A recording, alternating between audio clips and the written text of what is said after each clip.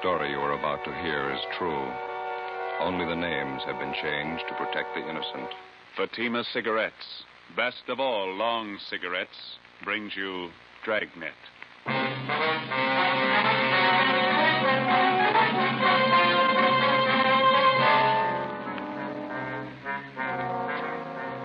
You're a detective sergeant. You're assigned to robbery detail. A small bakery shop in your city is held up. A man and his daughter are shot down without reason. Your job, get him. If you want a long cigarette, smoke the best of all long cigarettes. Smoke extra mild Fatima. Yes, Fatima is the king-size cigarette which contains the finest Turkish and domestic tobaccos superbly blended to make it extra mild, to give Fatima a much different, much better flavor and aroma than any other long cigarette. That's why Fatima has more than doubled its smokers coast to coast. Enjoy extra mild Fatima yourself. Best of all, long cigarettes. It's wise to smoke extra mild Fatima. It's wise to smoke extra mild Fatima.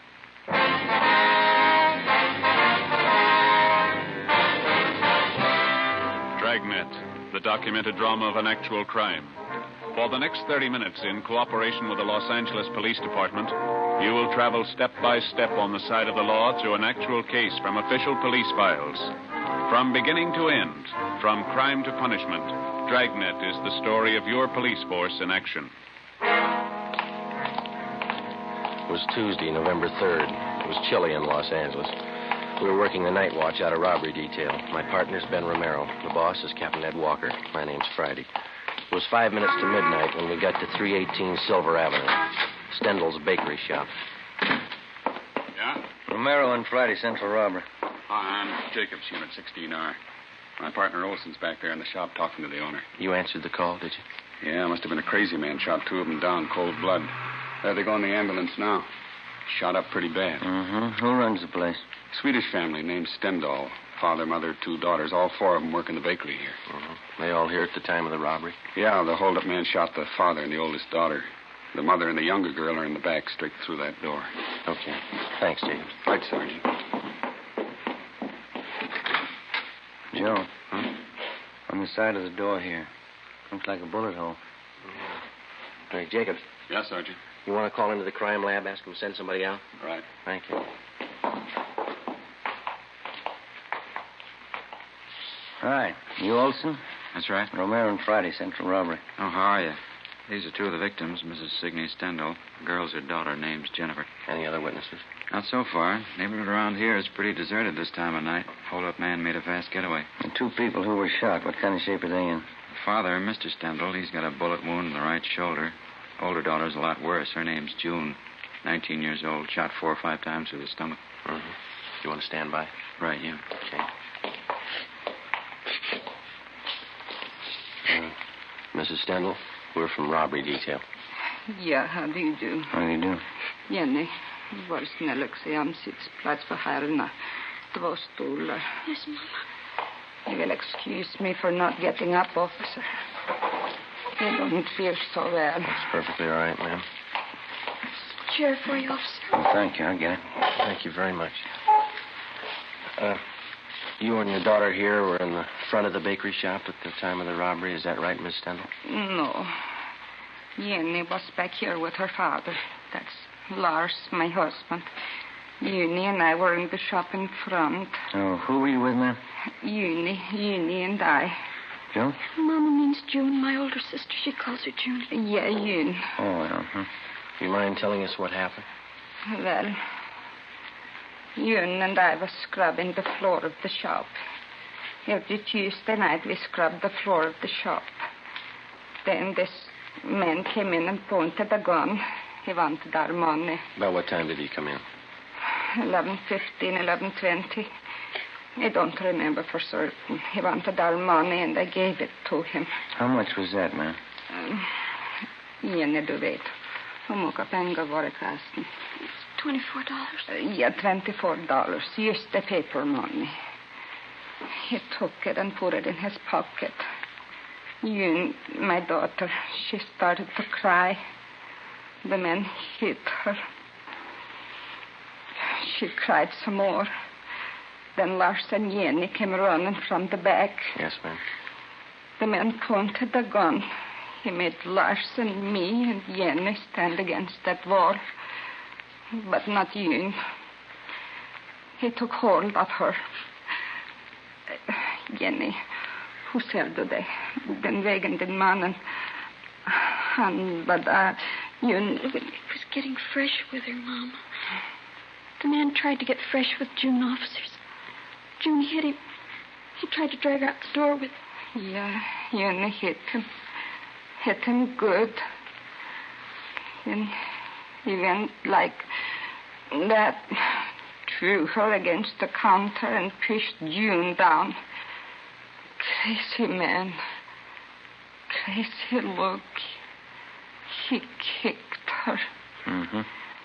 Then Lars, my husband, he ran at the man. He heard the gun loud. And Lars fell down. And I screamed. Yeah. Jenny screamed. He turned and I saw the man standing over June. He pointed the gun down at her. Yes, ma'am. The crazy look on him. He kept shooting her 4, maybe 5 times. Jenny screamed. She kept screaming. The men ran out the door. It's all right now, Miss Kendall. Had either one of you ever seen this man before? No. No, neither did I. Would you know him if you saw him again? Yeah, I think so. I would, officer. I got a good look at him. He was wearing a blue cap like a baseball player wears. Mm-hmm. How'd he get away? Was he on foot or did he have a car? Nobody followed him, but after he left, I heard a car start up down the block, and then it drove away. Do you have anything else to add, Mrs. Stendhal? I hope you catch the man. He's bad. Please catch him. Yes, ma'am. We're going to try. Jenny, var snäll och ge mig Nichols ifrån kassan. Yes, Mom.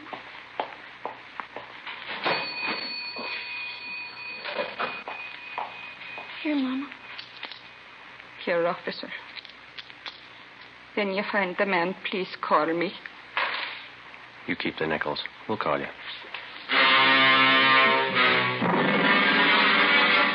Before we left the scene of the robbery and shooting, Mrs. Stendhal and her daughter gave us their description of the hold-up man, together with the clothing he wore. The suspect had no outstanding physical characteristics that they'd noticed. The only thing unusual about his clothing was that he wore what appeared to be a baseball cap at the time of the hold-up. She described the cap as light blue with a visor. Together with Officers Bechtel and Lopez from Central Robbery, we canvassed the immediate neighborhood for other possible witnesses. We found none. The next morning, we went out to the hospital. The condition of the older daughter, June, was critical. We interviewed the father. He could tell us nothing. At 10 a.m., Mrs. Stendhal and her younger girl, Jenny, were brought to the office, and we started them looking through mug books of parolees previously convicted of armed robbery. Within 2 hours, both of them positively identified the picture of a recent San Quentin release as that of the hold-up man. His name was Harold Best. We started a quick rundown. You pulled the package on him? Yeah, here's the dope. Harold Best. Alias Harold Norris, alias Harold Thompson, alias Tom Norris. One term for armed robbery in Q. Got out 4 months ago. Ammo and description both match. How about the ex-con files you checking? He's registered. Did you get a hold of his parole officer? Yeah, 2440 Excelsior Avenue is rooming house. Well, that checks with the ex-con files. Parole officer says Best went to work 2 weeks ago at a filling station over on Vermont. Yeah? Doesn't seem to be able to hold a job. Quarrelsome, run himself into debt. I got him. Robbery, Romero. Yeah, right. That's all, huh? Yeah. Right, bye. Ray Pinker at the crime lab. They checked the slugs taken from the 2 victims. Yeah? They came from a .32 caliber revolver. Probably a Colt. Mm-hmm. Anything else? That's it. Not too bad a start. We've had worse. Yeah. Maybe we can make that phone call pretty quick. 2 p.m. Wednesday. Ben and I drove out to his rooming house at 2440 Excelsior Avenue, and we found that Herbert Best was still living there. We had the landlady show us his room. Besides the usual personal belongings, we came across nothing of consequence. After questioning the landlady, we drove to the service station on Vermont Avenue, where Best was supposed to be employed.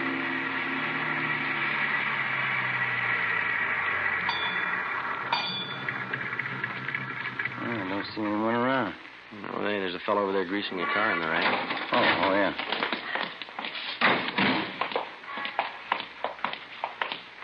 That looks like Best. Mm-hmm. Hey, fella. You. Yeah? Can you tell us if there's a Herbert Best working here? Sure, I'm him. Why? Police officers would like to talk to you. Yeah? What's the matter? Routine investigation. Got a few questions for you. Supposed to have this car greased up a 3:45. What am I supposed to do, please? You or the boss? I'll find him, Joe. You got any heat on you? No. What's it all about? How long is this going to be? Couple minutes. Won't take more than a grease job. Put this thing in shape. I will wait for you. How'd you find me? That nosy landlady of mine? No, routine channels.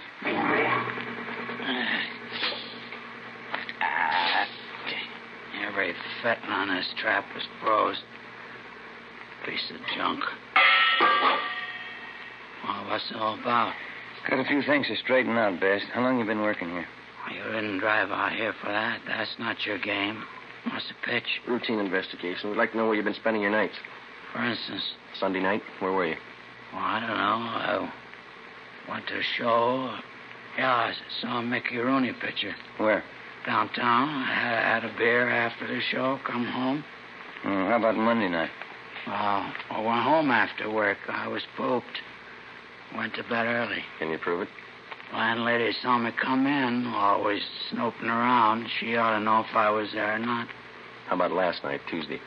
We played some cards with a friend of mine, him and his wife, Penny Annie Booker. Where? Their place, it's down on Pico, near the park. You can ask them. What time did you get there? Oh, I'm not sure. About 8 o'clock, I guess. What time did you leave? What's it all about? What time did you leave? Around midnight, yeah. Must have been around midnight. What'd you play with your friend and his wife? Poker. I lost as usual. Took a streetcar home, went to bed. I'm sure you didn't leave earlier. Of course I'm sure. It was around midnight, I remember. How do you remember? I looked at my watch. Good enough for you? What time did you get home? Well, it takes about a half hour on a trolley. Must have been about 12:30. Did your landlady see you come in? I don't know if she saw me or not. Always snooping around. Probably did. You're not sure? No, of course I'm not sure. She looks for me. I don't look for her. You own a gun, Best? You know better than that, copper. Ex-cons can't have a gun. Your friend and his wife, now they're going to back you up if you were playing cards with them till midnight? Why not? I was. Say, there's a boss looking for me. I better let him know I'm here. Just a minute, Best. Yeah? What's that you got in your back pocket there? Huh? In your back pocket, the right one there. Oh, this? Yeah. Baseball cap. Why? 4 p.m. Ben and I checked the suspect's locker at the service station and then drove him back to the office to the interrogation room. We continued questioning him. He denied any knowledge of the holdup and shooting at Stendhal's bakery shop the night before. We asked him again about the friends he was supposed to be playing cards with at the time of the robbery. He told us that they lived over on Pico, but he couldn't remember the address. He volunteered to direct us there, but he said they wouldn't be home. He told us their names were Mr. and Mrs. Clyde Mitchell, and that they were in charge of the food concessions at one of the football stadiums in town. Best was held for suspicion of robbery. That night, we drove out and interviewed the landlady at his boarding house. She knew nothing of Best's whereabouts the previous night. She didn't know what time he left or what time he returned. Ben and I went over his room again. There was no sign of a gun. Friday, 2 p.m. Officers Bechtel and Lopez went out to the hospital to see if Mr. Stendhal and his daughter June could identify Best's mugshot. Ben and I drove out to the stadium to locate Mr. and Mrs. Clyde Mitchell. There was a high school football game going on.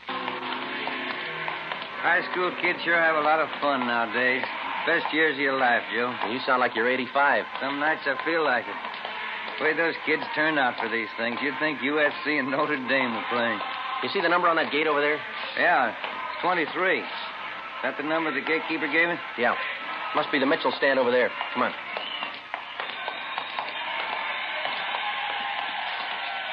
Oh, miss, can you tell us where to find Mr. and Ms. Mitchell? Yeah, around back of the stand. You're knocking the door. Thank you. Yeah, come on in. You Ms. Mitchell? That's right. What is it?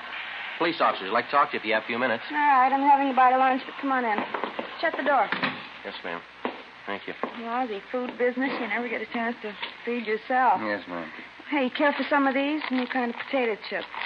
Revolutionary, it says. Oh? Mother Thompson's puff chips, flavored. Get all kinds, see? These here are a combination, see, garlic and eggplant.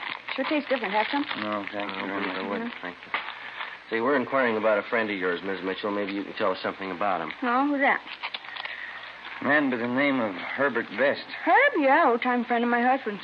What do you want to know? You see him quite often, do you, Miss Mitchell? Once, twice a month. Clyde and I play cards or go out bowling with him. Herb's pretty good company. Uh-huh. When's the last time you saw him? Early this week, Tuesday, I think it was. Sure, it was Tuesday. Let's see, yeah. It was. We played cards. Why? That's your place? That's right, a little poker. Clyde and Herb and me. What time did Best get to your place, Miss Mitchell? Well, right after I finished up with the dinner dishes, around 7:45, I'd say. How long did he stay? A couple of hours. We sat around, had a few drinks, played poker, nickel limit. What time did he leave? Do you remember that? A little before 10, I think. I'm sure that, ma'am, is important. Sure as I can be. Must have left before 10 because Clyde and I listened to the 10 o'clock news alone. Then we went to bed right after. Your friend Best tells us he didn't leave your place until midnight. Oh, that's not right. There must be mixed up. He left before 10, I'm sure of that. All right, Miss Mitchell. Thank you. Say, I hope I haven't said anything I shouldn't have. I know Herb's next con. Yeah. He likes to gamble. You're not checking up on him for Tuesday night, are you? That's right. You playing too much poker? We're not playing enough. 3:30 p.m. We located Mr. Mitchell, corroborated his wife's story, and then we went back to the city hall. Officers Bechtel and Lopez were waiting for us. They told us that they had seen Mr. Stendhal and his daughter, June, at the hospital. Both of them had identified Herbert Best's mugshot as that of the holdup man. At a show-up, Mrs. Stendhal and her daughter identified Best. We checked auto records for all stolen cars that might tie in. There were none. We then started to work on the theory that he had taken a bus from his friend's place where he had been playing cards to the Stendhal bakery where the shooting took place. Lopez and Bechtel rode the bus over the same route. It took 43 minutes. Plenty of time for Best to have gotten from one place to the other, even on a slow run. We interviewed the bus driver who'd been on duty that particular line Tuesday night between 10 p.m. and midnight. He identified Best as one of his passengers, but he didn't remember where he got off. The next morning, Ben and I met with Ed Walker, captain of robbery. Hi. How'd you make out? Just saw the deputy DA. Laid out the case for him. Yeah? We got the complaint. He'll be arraigned this afternoon. How strong a case you got? Well, each one of the Stendhal family identified Best. His alibi didn't stand up for Tuesday night. Uh-huh. Then we got that bus driver. He tapped Best, too. And that blue baseball cap. All we need now is the holdup gun. I hate to spoil it for you. This letter just came through in the mail. Have a look. Thanks. What do you think? I read in the paper this morning about Herbert Best. You got the wrong guy. I'm the one who held up that bakery. Every detail about that robbery's written down in that letter. The information wasn't in the newspaper story. Nobody else but the holdup man would know all those details. Yeah, wait a minute. Listen to this. Yeah? If you don't believe I'm the right man, I'll shoot up a couple of more jerks. Next time, I'll kill him. It's no crank letter. No, it isn't. You got the wrong man.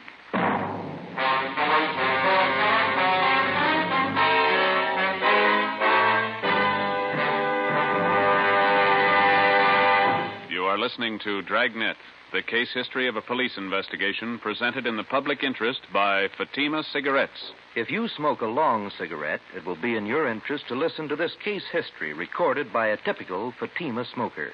Hi there. My name is Bab Beckwith. Bab. That's short for Bethany Ann Beckwith. I live in New York City, and I'm a fashion stylist. The other day, at a showing of the new fall styles, I ran out of cigarettes.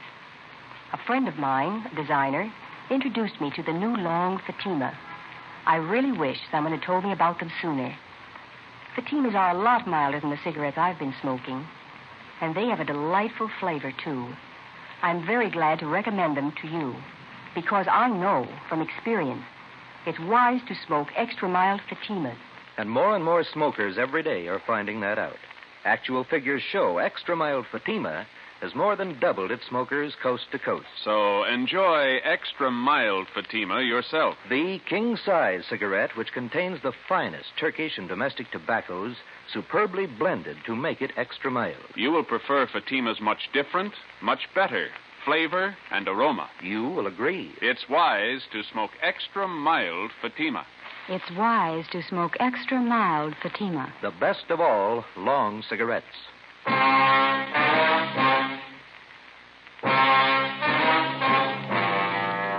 After we received the anonymous letter in the mail confessing to the Stendhal Bakery holdup, we met with the deputy district attorney. We acquainted him with the new facts in the case.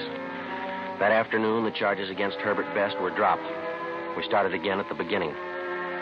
10 a.m. Monday, November 9th. The members of the Stendhal family were again shown mug books of ex-cons with robbery records. This time, they picked out 8 mug shots of known robbery men, each with a marked resemblance to the original suspect, Herbert Best. Together with officers Bechtel and Lopez, we started checking them out. The first 2 days, we tracked down 4 of the 8. All of the 4 were in the clear. 5:15 p.m., we got back to the city hall, the carpool. See any empty spots, Joe? No, but don't park it in any one of the city councilman's stalls. Yeah, might get sore. Well, why don't you pull up here? Boyd will take care of it. Yeah, okay.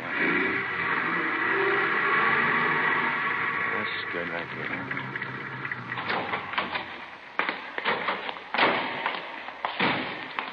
Doggone it, I knew there's something I forgot to do. What's that? Oh, they had an underwear sale today. That place down in South Fig, shorts, T-shirts. Mm-hmm. Wife told me to be sure and get down there. Well, there'll be another one. That place has sales all the time, don't they? Only twice a year on underwear. Stuff I've got's not going to last till next time. Friday? Ben? Wait a minute. Gene Beck? Yeah. Hi, Beck. Hi. What up? Yeah. How'd you make out? 2 men we checked were clean. We picked up something 77th Street station. Now, go ahead, Ben. Yeah. Oh, watch that elevator door. Oh, yeah, I'm sorry. Well, what's with 77th Street? Oh, a couple of men in traffic out there covered an accident this afternoon. 91st and Central, hit and run. That's so? And one of our traffic cars saw the collision, took out after the guy. Chased him 10 blocks. Mm-hmm. And while they were chasing him, they thought they saw the driver throw something out of the car window. Yeah, what? Well, I'm coming to that. When they finally pulled the car over, gray coupe, the driver told him his shoulder was wrenched in the accident. He was on his way to his own doctor. Mm-hmm. Our men took him to 77th Street, had the doc there look at him. Yeah. Well, the doc was treating the guy. Only one of the officers was in the room. Mm-hmm. When he turned to get a drink of water, the suspect slugged him, then the doctor. Jumped out of the window, got away. Teletype's out on him. He went to an awful lot of trouble to beat a traffic rap. Yeah, that's the way to impress the boys out there. They got out of broadcasting the guy, went back to the spot where they thought they saw the guy toss this thing out of his car when they were chasing him. Did it pay off? They found a .32 Colt revolver. Russ Camp's checking it now over in the crime lab. What did they say the man looked like? Description measures pretty close to our holdup guy. I'll get it. Robbery Friday. Yeah, just a minute. You back. Oh, thanks. Yeah.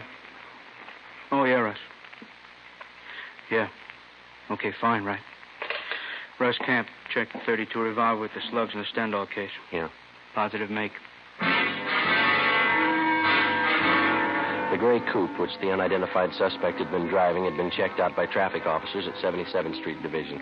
They had found that the owner and driver of the car was a man named Bruno Stock, a 2-time loser with a page full of major and minor crimes to his credit. We checked his mama sheet, and we got out a broadcast on him in an APB. A stakeout had been placed at his last known address. We picked up a sandwich and a cup of coffee for dinner, and then we started checking out Bruno Stock's relatives and friends. By 6 o'clock the following night, we still had no idea where he was. A little after 9 p.m., we got a call from an informant who told us that a Tommy Josephson, a small-time thief and reputedly a friend of Bruno Stock's, wanted to talk to us. We found him in a small apartment over on West 6th. One thing I want to set you straight on. Bruno's no friend of mine. He's in on the heavy rackets. No heavy racket man's a friend of mine. All right, we've got it. Now where's Bruno? He came here tonight, 6:15, moved right in on me, didn't even ask me. What do you want with you? Now, you remember, Bruno's no friend of mine. Yeah, we got that. Now, what do you want? A gun. He knew I had one. I keep it for self-protection. You can't trust these heavy men. Did you give him the gun? Give it to him. He took it. Shook me down like a rat. Made me go out and buy dinner for him. My own dough. Had to bring it back here from. Yeah. Bruno's no friend of mine. What he does with that gun is his grief. It's out of my hands. When did he leave here? An hour ago, I think. Maybe a little less. Shook me down like a rat. Real heavy guy. Where was Bruno going? I don't know. He's crazy. All them heavy guys are crazy. Talk like somebody with a paper head. Did he tell you where he was going? See a friend of his over in Dogtown. Guy runs a bowling alley. Bruno's going to borrow his car. What for?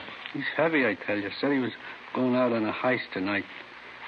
Did he ever write you guys a letter? Why? Well, he told me he was going to prove what he wrote to you. crazy. I didn't get it at all. Yeah. Said he was going out to kill a couple of jerks. 9:30 p.m. We got the address of the bowling alley run by Bruno Stock's friend, and we called the office. An alert for the suspect was broadcast immediately. Together with Gene Bechtel and Lopez, we drove to the bowling alley. Ben and I went in. Bechtel and Lopez covered the outside. It's a good crowd. I wonder where they do business. I don't see any counter. No, neither do I. Oh, yeah. There it is. Way over in front. Oh, yeah. There's nobody behind the cash register. How about that fellow in the white T-shirt standing by the cigarette machine? Yeah, looks like he works here. Let's go. Joe, the guy with him just turned towards Bruno, come on. He sees us. He's going for the back. All right, you, let's hold it up. Come on. He ducked in there to the right, Joe. Down behind the alley. Hold it up, Stock. The window, Joe.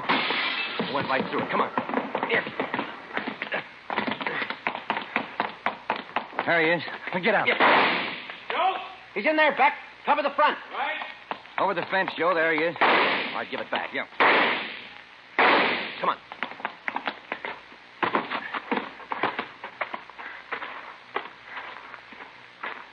You see? No. Got to be in the yard someplace. Yeah. Where'd it come from? I can't see. Keep down. Backstairs of that house. There he is. Give it up, Stock. All right, mister. You tag him. Come on.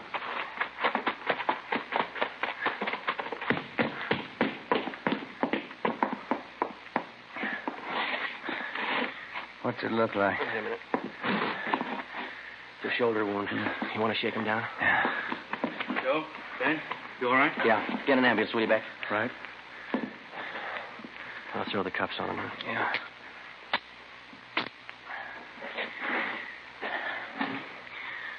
Well, that's it, Joe. Yeah. Where you going? I got a phone call to make. The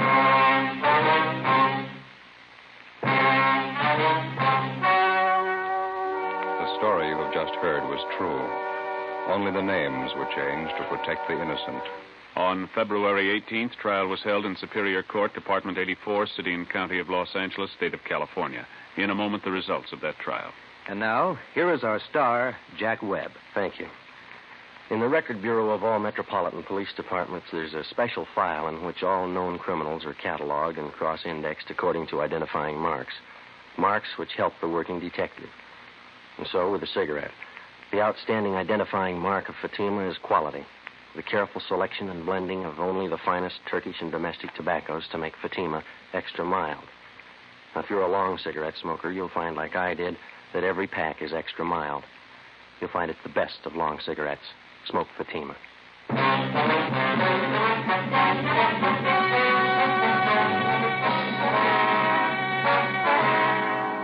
Bruno Alfred Stock was tried and convicted of first-degree robbery and assault with intent to commit murder, 2 counts. Because of his prior convictions, he was adjudged an habitual criminal and sentenced to a life imprisonment. He is now serving his term in the state penitentiary. You have just heard Dragnet, a series of authentic cases from official files.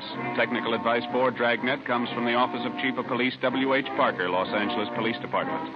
Fatima Cigarettes, the best of all long cigarettes, has brought you Dragnet from Los Angeles. Coming up, Duffy's Tavern. Next Tuesday, it's Fibber McGee on NBC.